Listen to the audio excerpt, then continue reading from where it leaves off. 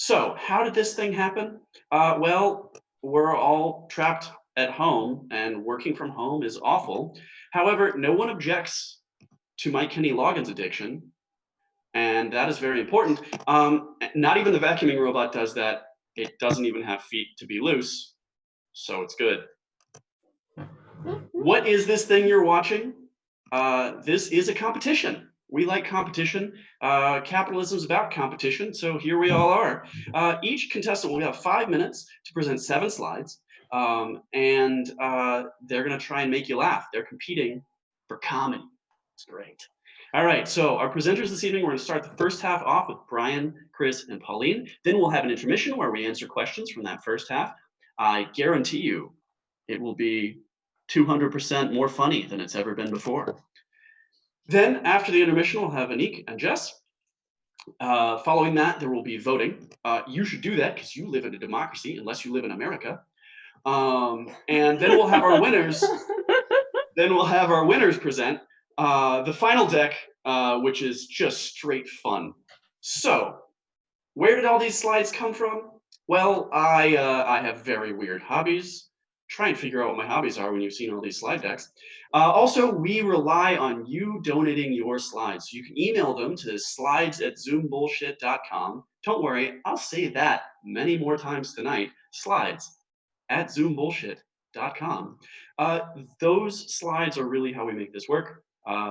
So we graciously thank you for your glorious contributions. Without further ado, I'd like to invite Brian up here on stage to present the first slide deck. Thank you for having me tonight, Will. All right. Brian, take it away. First of all, I want to thank everyone for attending today. We're here to talk about something that's quite dear to my heart. And science is all around us. It's in the air we breathe. This is going to be a resource utilization. We're investigating the melted Lunar Regolith simulant. This is a JSC 1A. Obviously, the JSC stands for Just Science. And that's just an abbreviation we use at NASA. Next slide, please. I'm here just to navigate this, just like science would tell you. The purpose, of course, is to give you a little background. Of course, we're going to go over the ISRU, the instant super regulations, and then we're going to talk about the methods, and obviously the results of these methods are vital, or why are we even talking about this? You do know. Let's move on to the next slide. Get to the meat of this. Our background, we have to go back to the original project statement by Pete. I call him Pete. Mostly you all know him as Dr. Curie. And he said you have to design a self-supporting system for the lunar outpost using lunar materials. Most of us think we're just going to have to bring cheese from the earth. You know what I mean? But no, we're going to have find things up there that we can utilize, or we're going to just be, shoveling moon shit, and we don't need that anymore. So the ultimate goal of human exploration, this is Spock talking here, right? The ultimate goal of human exploration is to chart a path for human expansion into the solar system and beyond. I added that little part. Augustine Commission didn't want me to add the and beyond, but I felt it was appropriate. Unfortunately, I was voted out of the commission in 2010. Let's go to the next slide. So what is the number one obstacle to expansion into the solar system? We can all say this together. Air, okay? And that's going to be the thing that we're going to be looking for the most. Come on, everyone say it together. No air. Am I right, people behind me? No air. No air. Okay, that's it. Yeah. So we're going to be looking for that. We're going to be eating a lot of vegetables to create another kind of a gaseous situation in our own intestines so that we can bring an extra quality to the air. Broccoli will suit us quite well up in space. Remember, in space, no one can hear you fart. Let's move on to the next slide. It is costly. We don't talk in euro anymore. We're talking in bucks, American green. Okay, not just one, not just two, but there's going to be three of them. That it's like dollar cubed for the science. In scientific notation, that would be dollar 3.9 times 10 to the 43rd. Let's move on to the next. But you got to ask yourself, why is it so costly? Because I need to pay for my extra house in Florida. This is it's just an issue. You're all paying for my mortgage. Let's move on. But we do have to add this, leaving Earth does cost money, just like leaving Chicago costs a lot too. Leaving anything behind, alimony, child support, therapy costs. I digress. Let's move on. Because every kilogram has to be justified, just like my ex-wife's need for that third car. Sorry, where was I? Next slide. But the question comes here, and this is not metaphysical. This is meta-dimensional. Why not get the materials from space? Huh? That way you don't get charged the extra Mehrwertsteuer. You know what I'm saying? It costs just to get out the middleman. So we're going to get that stuff from space, folks. Let's move on to the next slide. Text gets smaller, but the money gets bigger. It says in situ resource utilization. We're gonna try to utilize every in situ that we can. In situ. Next slide. So we've got some targets, and I think it's important to realize the moon's going to be a place. Let's keep going. We've got a few more here. We all know it. It's not made of cheese, is it anymore? It's not. It's made of rare earths, rare precious metals, and a rare ground albums from Duran Duran. You can find, there's a strange collection of Duran Duran albums up on the moon, and we're going to try to get those back. When it's coming to Earth, that means we're going to be able to get it when it's close, like reaching out and grabbing it. Keep going. There's going to be, we're going to find stuff up on those asteroids too. You think the moon's the only place you can find a good burger anymore? No. Asteroids got now a new element called bryonium, named after me. Keep going. So in order for us to hit that asteroid, we did have to cancel a couple programs. Sorry, Dr. Fauci and Dr. Briggs, we're going to have to, you're moved out. You're now part of, well, you know what you're a part of. Let's move on here. Low mass. Of course, we're not going to get a whole lot up there. It's definitely going to be about finding the little itsy bitsy little slices of life. Abundanza. An abundanza of the moon, some would say. Keep going. As we get close to that asteroid, we're just going to be able to latch right onto it with a cool little hook, a little hand hook. Resembles my hand. It looks just like this. And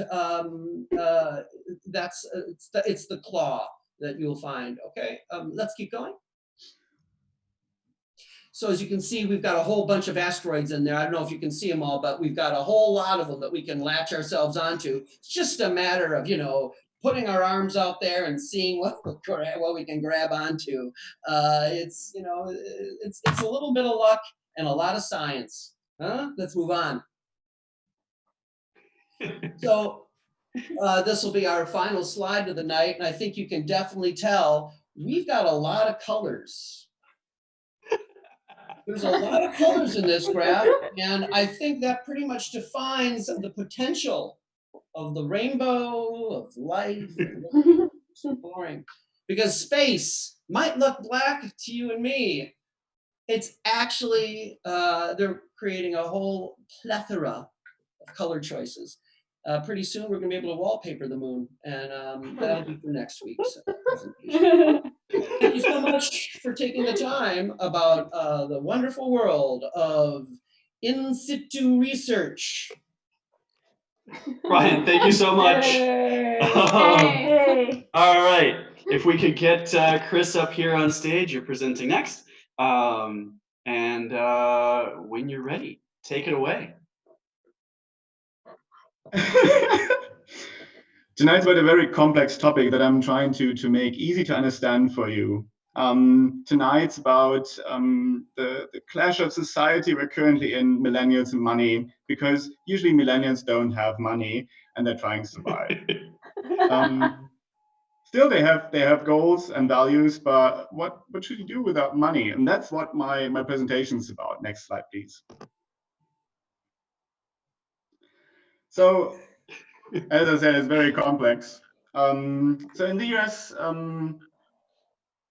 there's lots of ethnicities, and most of them have millennials as well. It's like a disease, like corona, but like it's not deadly, but it's very infective. So as you can see, they don't have lots of money, and I'm looking at all these numbers and trying to make sense of them and trying to explain them to you in an understandable way, because I have a science degree and you might not have one.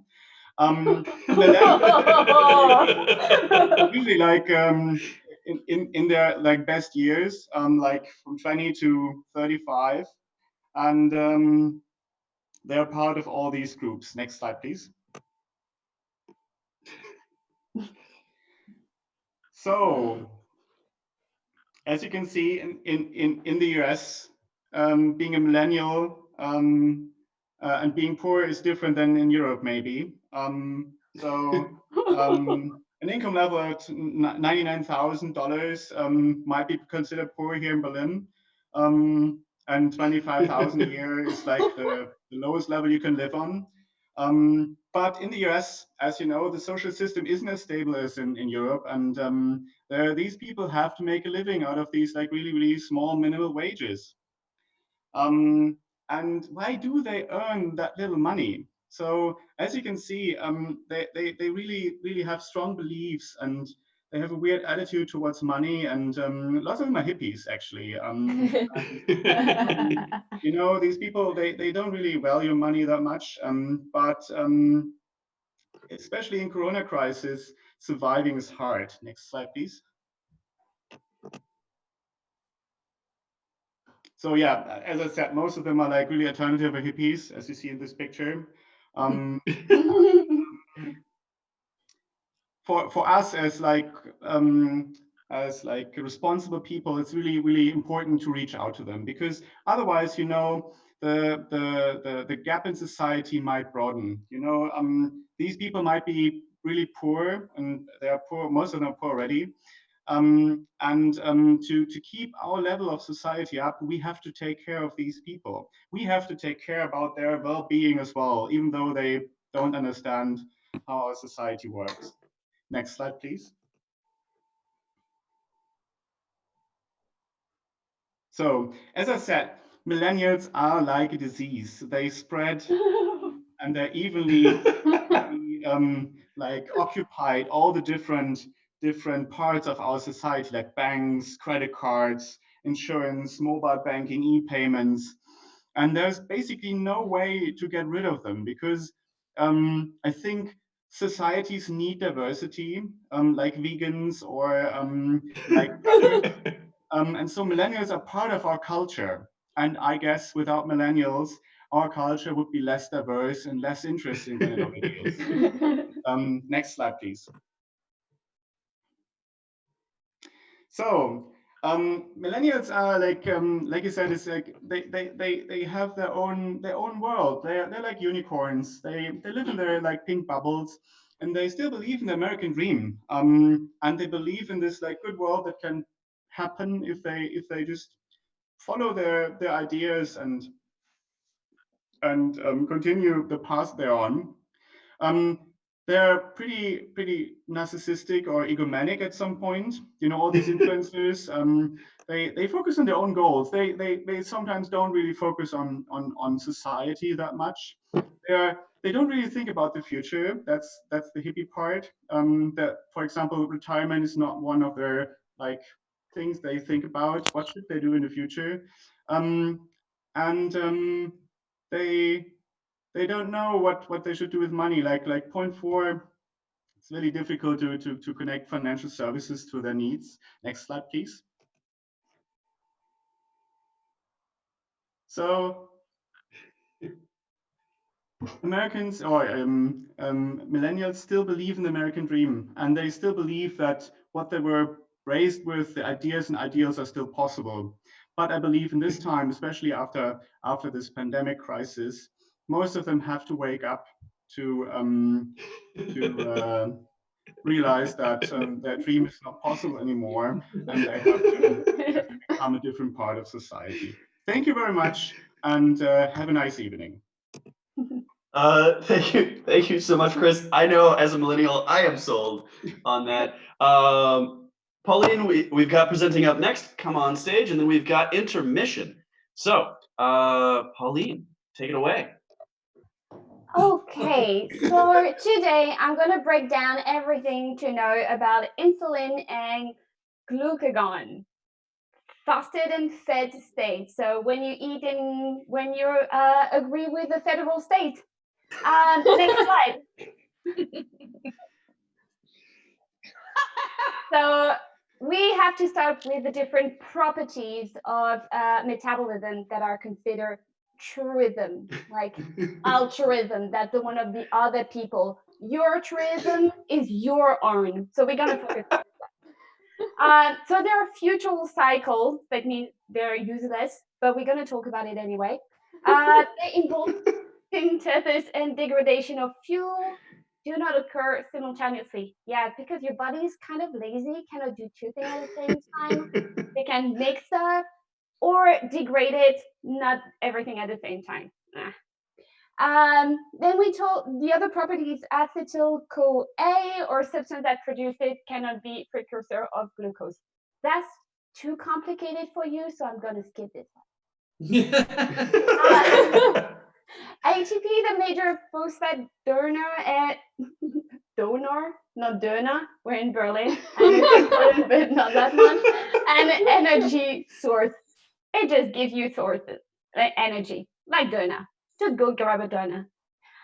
It must be present in cells at all time in order for them to function. Yes, you need energy to function, so go grab a donor and sleep. But after the show. Then we have the protein sorry, I can never pronounce this one. But they're not activated, so again, useless. Next slide. Other properties, low blood glucose stimulates things, kind of eat sugar. Don't listen to your mother, just eat tons of sugar. Good for you. If you, so you have different states, low energy, high energy, basics, just eat sugar, indulge yourself, enjoy. Next slide. So those are little drawings that I just did for you to explain to you how insulin works. So it's pretty much, it looks like little paper clippers. It's easier for you to understand. So pretty much the sugar needs a little paper clip to enter your body and to give you energy. If there's no paper clip, then the energy goes away and your body go crazy. That's just how it works. That's simple. Just think about paper clip. All the other drawings is how the paper clip kind of goes through your body. That's simple. Just one step at a time. Next slide. Oh Okay, so that is the paper clip, but closer look. So, I don't know if you've been following me so far, but the paper clip is just traveling and this little blood vessel, and so they're just going through it, and we're just seeing a big one just on this slide. But do you really want me to explain more? Because I'm pretty sure I lost you with the first slide. So I'm gonna move on, just for your own sake. Next slide.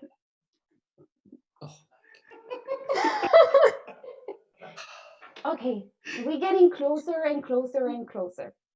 So here I told you the little paper clips, they travel through the blood vessel, but then they will go through the blood vessel to give energy to your muscles. And so it's like, so here I explain with the plus and minus. It's like the battery that you put in your TV remote. When it works, there's stuff happening between plus and 1. That's where the paperclip just goes through. And when it doesn't work, then there's no more insulin and you're gonna die. The good thing with remote is that you can change a battery. With you, it's a little bit harder. You have to go to the hospital, and we all know at that particular moment there's no much space for you. Next slide.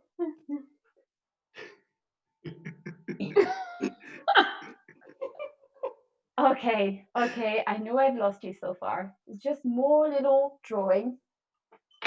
And I know your brain already is overloaded with information. So don't worry, I'll send you an email with all the information so you can look at it nicely at home without me telling you anything, because you're really tired of me talking right now.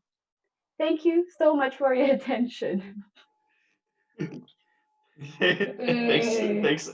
Thanks so much, Pauline. That was great. Now it is time for intermission. So if I could get, I'm going to show up on stage myself so you guys can look at me. Oh, hey. Now it's time for everyone to come on stage. We're going to answer some questions from the audience. So hope you've been asking real good questions in the Twitch chat, because those are about to be answered. So we're still missing Annick somewhere. And then I'll get myself out of here. All right. God, what questions have we got? So we'll begin with the last talk. And the question is with regard to the paper clips. Does it help to eat some of them when you are diabetic? It's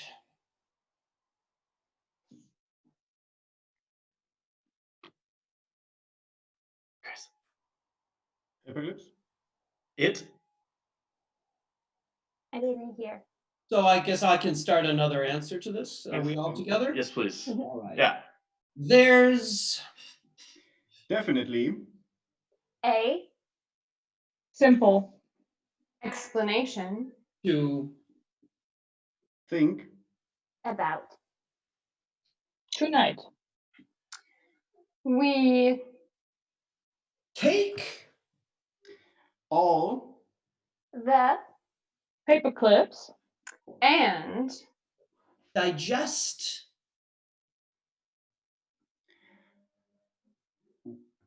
most of them. Very nice. Very nice. That made a lot of sense. All right. Another question, God. It's a general question, and that is, what about the vegans? What about them? vegans.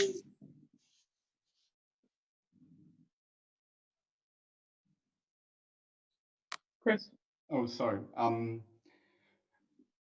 Sometimes eat Meat if Their partner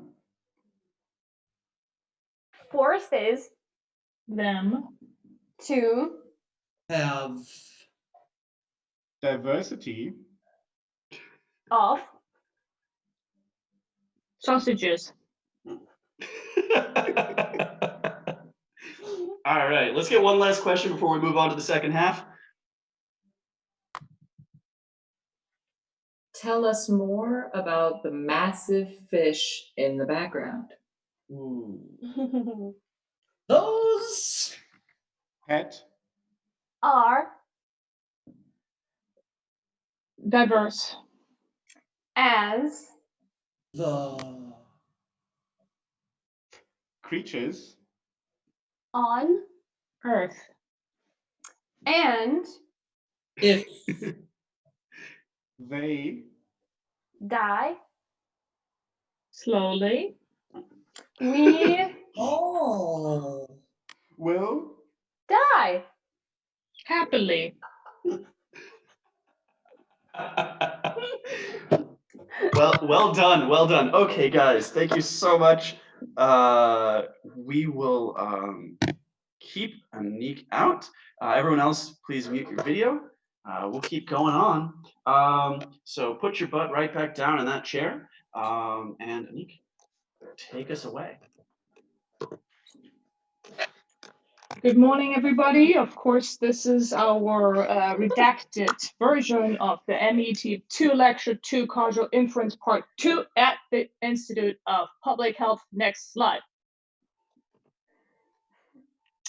As you all know, Part 5, we have already discussed the confounder versus confounding adjustment sets and direct click graphs, so I don't have to explain any of that, and we can just move on. Next slide, please. Here is a very nice visualization of what all of you, I'm sure, have seen multiple times. And it's the correlation of course, the HIV and the age and the religion versus the male circumcision, which I'm a very big expert on. Given I've done multiple of those. And as you can see, people who are circumcised, as I'm sure all of you are, just don't catch the virus that quickly. And it doesn't even matter how much number of sex partners they had. So really, this is an interesting study finding out that we all should get circumcised. Next slide. Sorry, this is an animation, so that's why you're going to see a lot of pop-ups, because I was playing around. The question, of course, is there any open backdoor path? And dear colleagues, I've given it a lot of thought. I think the real question is, do we have a confounding problem? Next animation, please. As I said, the number of sex partners, which is why it's in red here, does not matter, but the question remains, RQ, is there a relatively intelligence of emotional questionable HIV open backdoor path, right? So we're going to see that in the next animation really beautifully. So yes, the answer is no. It's really the Bahnstranke between age and religion that does all the, the work for you. And so, can you catch HIV if you're Catholic? Yes, you can. Next animation.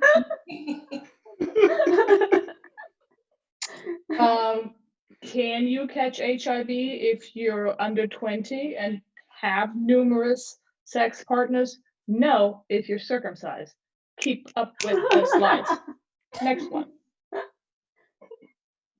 Is that already? Okay. Oh, yeah. So this is almost the same question. It looks like the same question. It's not. The question again is any open backdoor paths available, right? And as you all know, and I know, dear listeners, no. It's sufficient that we just adjust our sets. Next animation. Can you think of a more efficient adjustment scheme? I cannot. That is clear. Next animation, please. So in essence, religion is just minimally sufficient as an adjustment set. So if you're Catholic or, you can bang anybody. You're not going to get HIV. Next animation. I'm going to breeze through these. These are good. Yeah. So everybody wonders if stepping on Legos gives you HIV. That was and no, you can't, but it can block the backdoor paths, right? So next animation. Of course, this is my apartment. The minimal sufficient adjustment set, on the other hand, can include no more than necessary, and will block, like the Legos, the view to your Silicon Valley apartment. Next animation. It's kind of boring, but we're gonna get through this. There we go. Slide 5. So in revisiting our confounding versus confounder issue, I think we just have to adjust for the confounder to block the confounding. I mean, you all know this. Next slide. So in essence, we have problematic statements, right? Like, should we always adjust for age and sex? Should we just, should we just have sex with anybody, be they 14 or 18? We did a cohort study with 1 exposure and 5 different outcomes. We adjusted all the analysis for the same set of confounders. Yeah, I don't know. I wasn't part of that day, but we did find that our group always adjusts for X. And X, of course, means sex. So there we go. Next slide. And so in closing, was this too complex? You bet it was. But the online tool is here for the rescue. So do we like fags? No, but we like fun with DAX. Thank you for listening and have a good evening. That was damn awesomely given. I think that's what DAG stands for. Thank you so much. Up to close us out before voting, we've got Jess. Go ahead, Jess. Take it away. Yeah, so hi, my name is Mark Boo. Some people say you or Bayu, but I prefer Bew. And as you know, I am the chairman at the Pigska and the director at the X and the chairman of the BIM task group. And as you can see up there at the top, we're the Nubs division of the BIM's task group. Next slide, please. I look a little different now. It's from the tanning. So today I'm here to talk to you about the UK government, because part of our NIBS mission is to build a new world. So you see in the first picture, we've got this flow. And I really believe if we bring that flow to the countryside, and that flow that we see through the subway, if we bring that into the government, we can build together a new world. So let's move on. Yeah, so introduction. I had to write this out. I really get sometimes lost with this. So let's just see, where did we start? Number 1, here, UK, Britain. Got it. Number 2, where are we now? Here, UK, Britain, Brexit, right? We're still UK though. Love it. All right, next one. Where are we going? UK, nowhere. Corona, wow. And I forgot I even put this in here. This is my idol. His name is Francis Maud. And he says here that he mentions the BIM. I'm not going to read this whole thing, but he said that if we adopt the NIBS BIM message, the NIBS BIM, the government's 4-year strategy will serve us well in the long haul. So let's see that next slide. I'm going to tell you some more about that. Okay, so here I drew a timeline because my story didn't start with me. It didn't start with NIBS or BIM or Buck or the UK. It started back in 1934.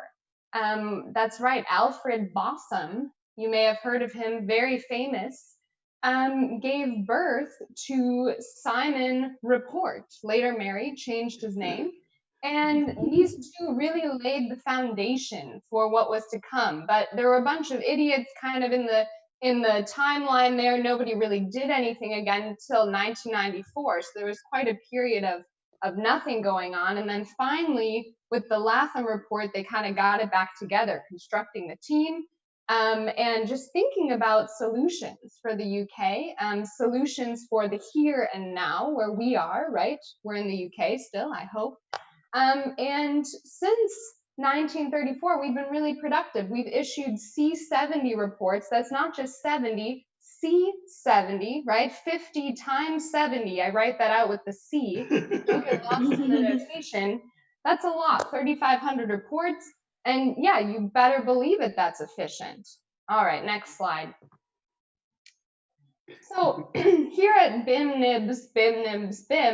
we have ourselves as part of this larger BIM network vision in the UK. So that involves things like benchmarking, procurement, right? The soft landings. You don't want to be a hard lander. Nobody likes a hard lander. Soft landing, do you see this gesture? Just when you have a message, just right?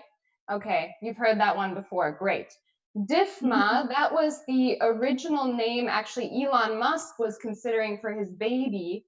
But DIFMA, I think he went with something else in the end. But DIFMA stands for diversify, fortify, make, and achieve. And that's something we really believe in manufacturing. And it's also a great name for a child. Like, really don't pass that one up. And of course, we seek to inform intelligent clients. I mean, the rest you understand. Fiscal constraint, restrain yourselves. Don't just buy all the toilet paper. That's something we've been telling people for years at BIMS, NIMBIMS. And increase your productivity. Next slide, please. Yeah, so here I basically tried to put together what we call a snowman plot. So just turn your head to the side and you can see the snowman develop. And we do 2 different colors to show that we're diverse, that we're dynamic. I also show that through the movement in the arrows. So the reason I made the text so small, don't worry about it. You don't need it. It's a feeling that we're conveying at BIMS, NIMBIMS. And that's how you advance from the level 2 to the level 3 to the level 4. It's like a song. Okay, that's all you need. Next slide. Last slide for today. I'm just going to wrap it up now, right? Oh, I love this one. Okay, do this with me. I want you to take your hands, put them in front of you, try to get them level, and then I want you to push away that negativity. That's right. You know, I put that arrow the wrong way, but I just want you to pull it back. I know it looks like I'm having you push and pull in the same direction. That's just in your mind. I want you to push and then pull in the good. That's right. Push one more time and together pull it in. Thank you from the bottom of my BIMS, NIMBIMS heart. Peace out. All right. Jess, thank you so much there. It is now that time for you guys to decide who you like best. So walk on over to vote.zbshit.com. That's an easy thing you can type into your phone. You can vote. It's great. Vote as much as you can, and by that I mean once. This is fair. And we're going to talk about some other random crap. We're almost done. There's going to be one more presentation of the winners that you vote on. But while I've got you here waiting for that, don't forget, in the Twitch chat, there's also a link to donate to Comedy Cafe Berlin. That's where a lot of us hang out and do fun improv stuff because we love it there and it's great. There's that link in the Twitch chat. Also, we rely on your slides. Many of the slides presented this week, I'm not telling you which ones, were donated by wonderful viewers like you. So we need them to keep shows happening. Send them over to us, slides@zoombullshit.com. I put it in bold there, so you should do it. If you missed part of the show, don't worry about it. You can watch this on YouTube. That's what my mom does because she's too busy during the workday to watch me do funny shit, which is a real bummer. She doesn't think I'm funny. But you can like and subscribe on that YouTube channel. You should. It's great. And if you just love us, you can follow us on Facebook @ZoomBullshit. And if you're lonely, bored, and Republican, put a mask on. All right, those votes should be streaming in, but if you haven't voted yet, look at that puppy and think how sad it would be if you didn't vote. It would probably curl up like that. See, you gotta vote. Okay, before we hop back in and tell about the winners, let's get everyone back up on stage. We're gonna answer one more question, maybe 2, yeah, and then we'll be back. Oh, what a delightful hat! All right, God, what have we got in terms of questions? What is the bigger picture, and does it relate to the push and pull?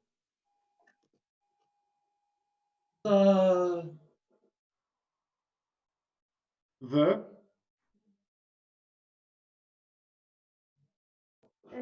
Little Difference. is Noticeable. if you Pull.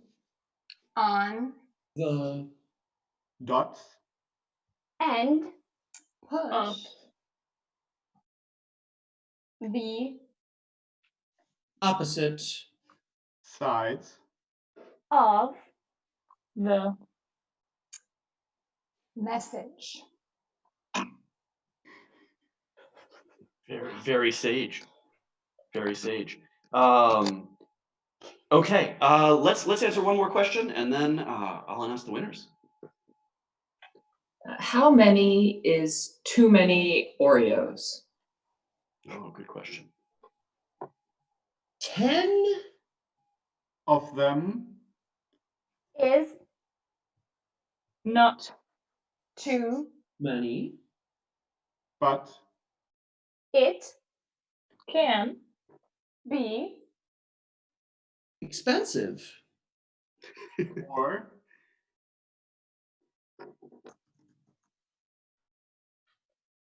interesting. People. Should Invest. more in Bitcoin. All right, guys. Thank you so much. We have our winners. This is very exciting. I'm looking at the votes coming in right now. And in third place, we have Pauline. So good work up there. And then co-presenting our final slide decks will be second and first place. In second place, we have Chris. And he will be co-presenting with our first place winner, Jess. So congratulations to them. If I could get you two guys to stay out on stage, I'm gonna give you guys that last lovely, wonderful slide deck. All right, you guys have 10 slides, 7 minutes, and after that, we'll release everyone back to the wild. All right, cool. Take it away, guys.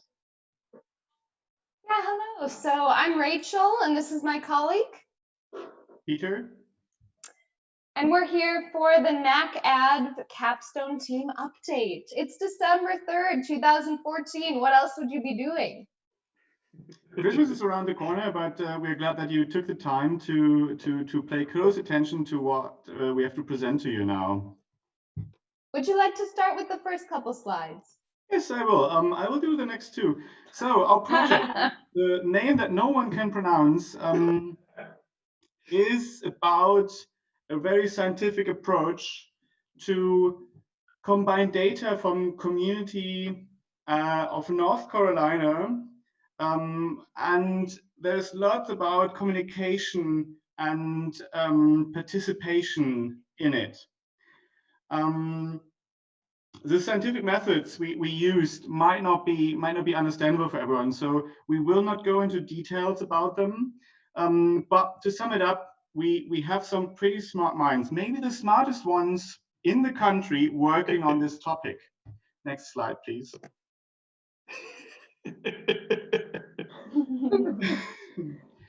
I'm just gonna say it. I'm just gonna say it. What? Tell us. Yes, so thank you for asking. Actually, data science is not always about facts. Data science is about discovering new stuff that is hidden in information that is clearly visible to everyone, but no one understands. And that's why we're here tonight. And I hand over to my partner for the next slides. They'll give you more insights. Thanks a lot. Yeah, did you see that asterisk on that last slide? Can we go back? Thank you. So see that asterisk, that means it's not the whole story, right? So data science, whoa. And now we're gonna give you the whole story right now. That's what's behind that asterisk? Deliverables, okay? So you guys know seasons? We've got 4 seasons. 1, 2, 3, 4, count them up. 2 of the seasons, the most deliverable, right? Because they produce stuff, Fall, leaves are falling, leaves down. Spring, stuff is blooming, flowers up, deliverables, right? So that's why we anchor the things that we want to produce to these very deliverable seasons, right? So in fall, we're developing the interview guide, we're conducting program sites, conducting site visits, collecting the leaves, throwing them around, you know, making a good mood.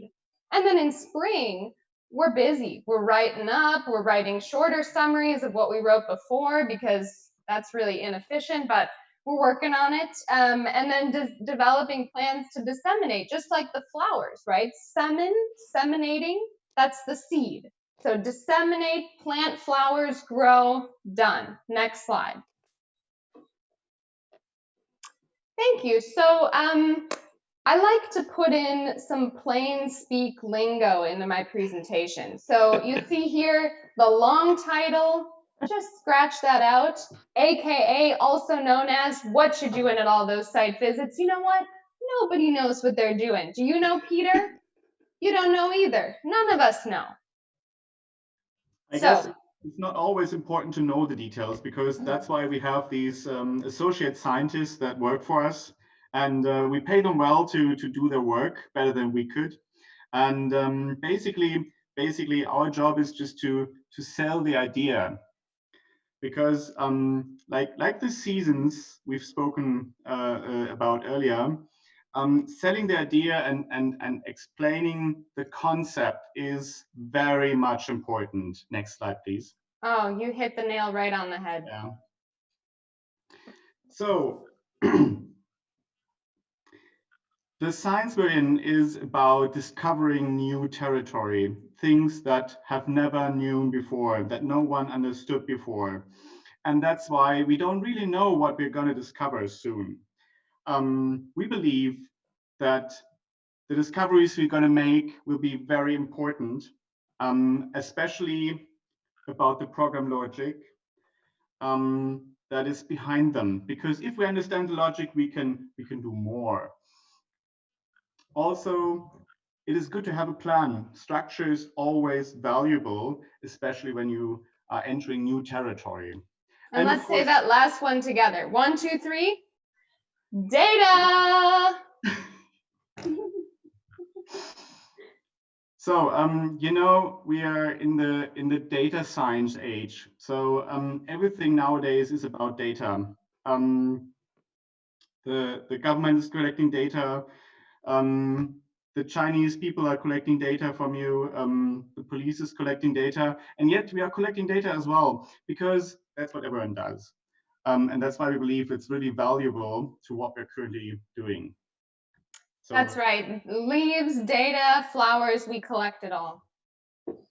So thanks a lot for that, Peter. So I just wanted to wrap this up, because ultimately the success, you can read these first 3 points. That's kind of like what we're supposed to be doing. But the main reason we're doing all this, it boils down to the last point, fun mini vacations. I'm going to tell you about that right now. Next slide.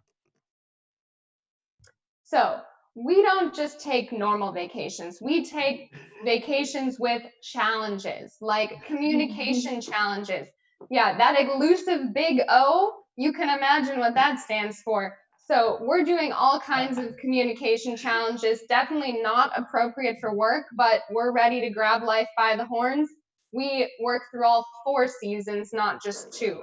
Okay, so, and Christina and her sketchy driving, I mean, that always keeps things interesting on the mini vacation. I mean, you pull out Google Maps and she's, you know, taking you to the nearest bar. So you just can't trust Christina. But the key is just not to look lost in the yes. And the yes is, of course, oh, Peter, that's yesterday's, what was the E again? Eternal. Eternal, yesterday's eternal Zoom meeting, because we're in the Zoom mode. So yesterday's eternal Zoom meeting, don't look lost. See, look, we've got an aquarium. Peter's got an aquarium. I'm trying to keep things dynamic here with the corner in my wall. Here's a lamp. So just don't look lost, ground yourself, and keep it together. You want to take the last slide, Yes, Peter? please.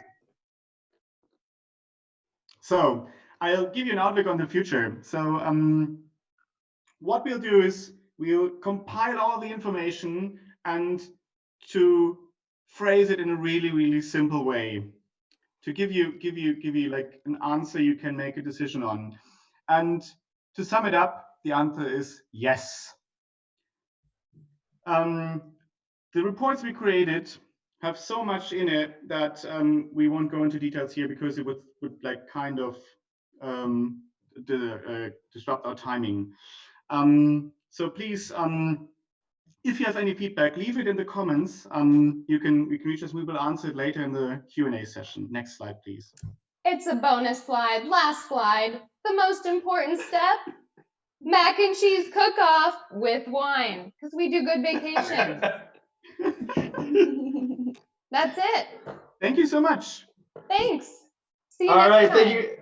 thank you guys so much. That was delightful.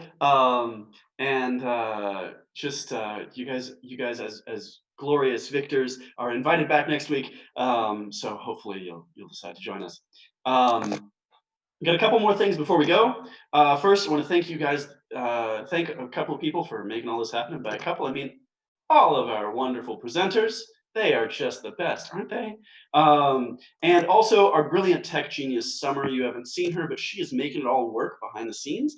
And that's why it all runs smoothly. It's just like the best. We also want to thank you, our viewers.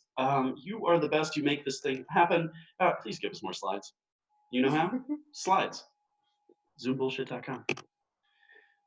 There it is. See, I even had the next thing. If you have questions, theoretically, every question can be answered with a yes or no. If you don't believe me, no, you do believe me. So there. We're gonna go home. I'm out of tequila. It was Cinco de Mayo this week, so I'm low. Thank you so much for tuning in. We will see you next time on Zoom Bullshit.